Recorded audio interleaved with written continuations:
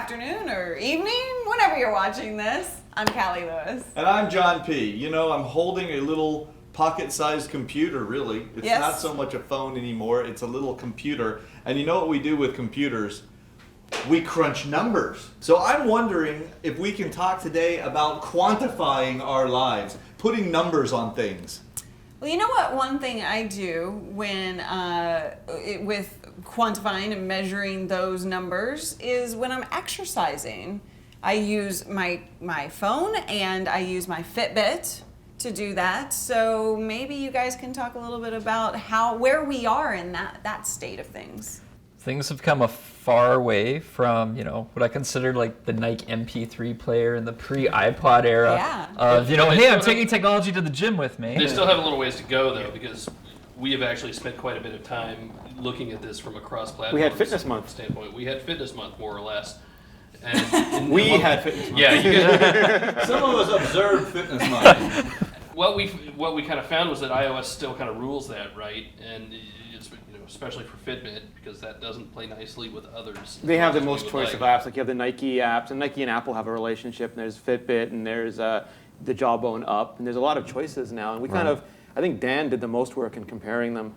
Yeah, I mean, I'm a big fan of Fitbit, but yeah, they're slowly catching up with trying to get support. Android, I think they support now like 3 or 4 devices, but they're pretty isolated. Windows Phone isn't there yet, though they support Windows 8.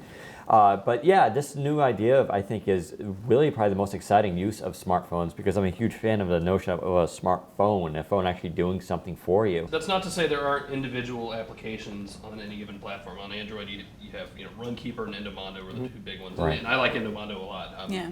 I try to walk a little bit because I got a bad leg, and it does a really nice job of keeping track of things and mapping things and give you the option to share them. The Samsung Galaxy S4, Samsung Right. has built into their user interface all these options, basically pulling from all these applications. Burning off calories and working out and exercising, it's one thing that we measure, but it's actually only part of the fitness equation. The other is how much am I shoving down my gullet, right? What are you guys seeing in terms of, food tracking apps, consumption type things? It's still very manual, and I think that's the barrier to entry there. There's no easy way to say, here's what I've eaten today. I mean, theoretically, you can take a picture of something, but you're not going to get a true calorie count on that.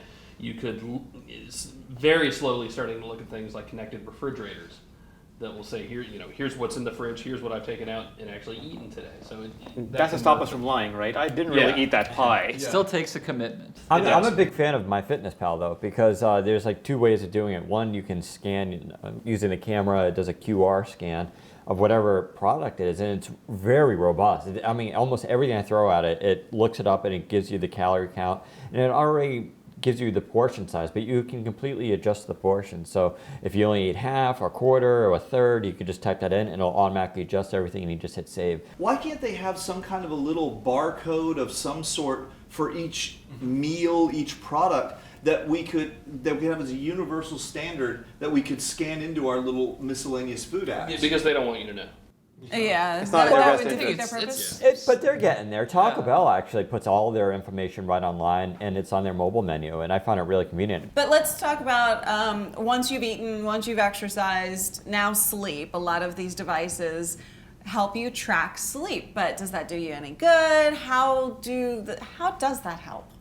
They're a good tool. Sometimes they're sort of obvious, right? I use Fitbit to track my own sleep. But some nights I know, I'm like, I didn't sleep very well. Then I go and I sit at the computer and it's like, yep, I didn't sleep very well. And now I'm feeling dry.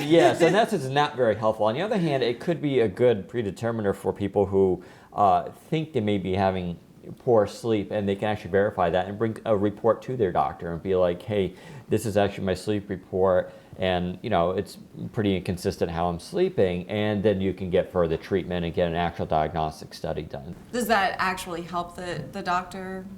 Yeah. It's giving them at least some information, because sleep apnea and things like this are a big deal, and it's becoming more and more prevalent.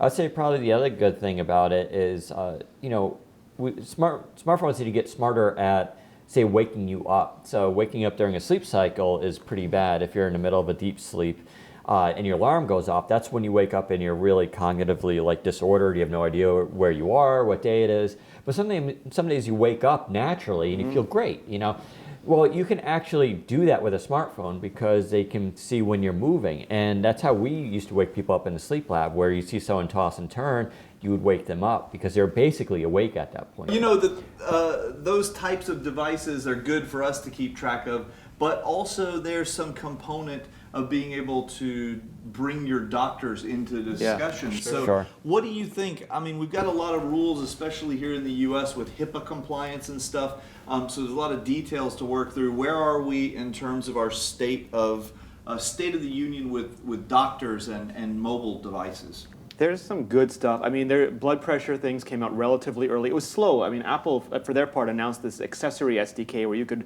make accessories like blood pressure meters, blood sugar meters, and plug right into the App Store. And it took a while to come out, but now, again, we tried a whole bunch of them. And the blood pressure, just every night, you go and do it. It records it. And if you choose to, you can share that with your medical professional. And it be much more expensive to go to a clinic and have that done every night. So I think it's a really good advance. Microsoft has their health vault system, which is slowly catching on. But yeah, this is an area that definitely needs growth. It's going to be also about proprietary systems versus compliance systems, and things that interact. What I love about Fitbit, I'm a huge fan of, is because it connects to everything out there. They're just like, they opened it up. Where Nike, it bothers me that it's very proprietary. It doesn't work with anything. Well, how are you guys using your mobile devices to connect with your fitness habits, your health habits? Or if you're a doctor, how are your patients connecting with you? Have you jumped on the bandwagon yet? That would be I definitely very wanna hear useful. that. I want to know. I'm Callie Lewis. I'm John P. Bye-bye.